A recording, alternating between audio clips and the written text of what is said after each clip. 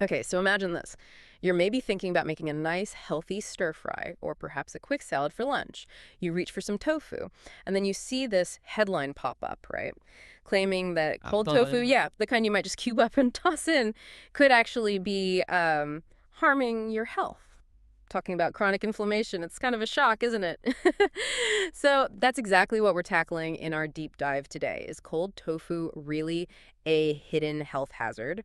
We stumbled upon this really interesting clash of information. So on one hand, you've got a major news outlet, and they're quoting someone they call a food safety authority. And this person is raising a pretty big red flag about a specific ingredient, often used in modern tofu. But then completely on the other side, we found Professor Lin's blog, and he explicitly debunks this exact claim using scientific evidence. So our mission today is really to unpack all of this, cut through the noise, separate the facts from maybe the rumors, and also explore why critical thinking is just so important, especially with something you might literally be eating every day. Let's dig in. All right, so first, let's lay out that initial claim, the one that sounds pretty worrying. It comes from a news article citing a Mr. Wen Cheng'en. He's identified as, I think, a former food hygiene official, now a lecturer, and he suggests that modern soft tofu often uses something called glucono-lactone, or GDL, as the coagulant. Okay, and here's the kicker. His big warning is that this GDL produces free radicals, and those, he claims, damage your cells and lead straight to chronic inflammation. So his advice is stark. Always cook your tofu. Never eat it cold. Which, I mean, if you love a chilled tofu dish, that sounds pretty concerning. Yeah, it really doesn't. As what's so fascinating here is how this very substance, GDL, is painted as harmful in that one source. But then when you look at the research Professor Lin points to, it tells a completely dramatically different story. It's just such a perfect example of why we always need to dig a bit deeper than the headline. So let's talk about what GDL actually is. According to a 2020 document from the U.S. Environmental Protection Agency, the EPA GDL, or glucono-delta-lactone, it isn't some scary artificial chemical. It's actually a naturally occurring substance. It's a polyhydroxy acid, water-soluble. Think of it like the mild acids you find naturally in, say, fruits or honey. And here's where it gets really interesting, directly contradicting that first claim. The EPA document explicitly states that GDL, like other similar acids, actually has antioxidant activity, meaning it has the ability to clear free radicals, those unstable little things in the body that can cause damage. Wait, so clear them?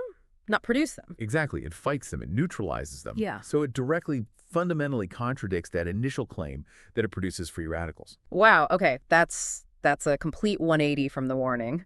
So if GDL is actually beneficial or at least not harmful in that way, it must have other uses in food, right? Beyond just making tofu firm up. Oh, absolutely. And the academic papers Professor Lin likely reviewed give us even more detail here. Right. There's a 2021 review, for instance, looking at GDL in food systems. Yeah. It highlights that, yeah, it's natural, yes, it's an antioxidant, but it also does other things. It has chelating properties, meaning it can kind of grab onto metals. It acts as a humectant, so it helps food retain moisture. And, importantly, it has significant antibacterial effects. Antibacterial too, okay. Right, so it helps extend shelf life, partly by lowering the pH slightly, making it harder for bacteria to grow. It's actually quite a versatile ingredient. Multi-talented, as you said? And then there's this really, exactly. And the results were, well, pretty surprising maybe.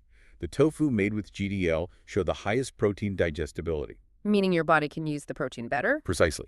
You absorb and utilize more of the protein from that tofu. And what's more, after simulating digestion, the GDL tofu also had the highest antioxidant properties. We're talking higher levels of beneficial compounds, like phenols, and stronger activity in scavenging those free radicals we mentioned earlier, compared to tofu made with a brine or gypsum. So it wasn't just not producing free radicals, it was actually better at fighting them after digestion. That's what this particular study indicates, yes. It suggests GDL tofu might offer more protective antioxidant benefits once consumed. So if you connect all these dots, the EPA info, the reviews, this latest study, the findings really paint GDL in a very positive light overall. It seems to bring several advantages: antioxidant, antibacterial, helps with moisture and preservation, and potentially even improves nutritional value through better protein digestion and higher antioxidant content. So yeah, far from being this harmful thing, it actually seems to be adding benefits. Okay, so let's bring this back. What does this all mean for, your next meal? For the listener thinking about that block of tofu in their fridge? Well, the scientific sources we've looked at, the ones Professor Lin seems to champion, they overwhelmingly suggest that cold tofu made with GDL isn't harmful. Not at all. In fact, it looks like it might actually offer several distinct health benefits, which completely flips that initial scary claim on its head. hmm And I think this whole deep dive really underscores something crucial, doesn't it? How important it is to look past the headlines, even when the information seems to come from a credible sounding source. It's just vital to actually examine the underlying scientific evidence or lack thereof. As we saw with GDL, the real story can be much more nuanced and sometimes, thankfully, much more positive than those first warnings suggest. It really pushes us towards, needing an evidence-based approach when we hear these things. Absolutely. So maybe something for you, the listener, to consider. Think about other food myths you might have bumped into recently. Big claims, maybe? How would you go about researching them now, knowing what we've discussed today about, really evaluating the sources and digging into the actual science behind the claims? It's definitely food for thought.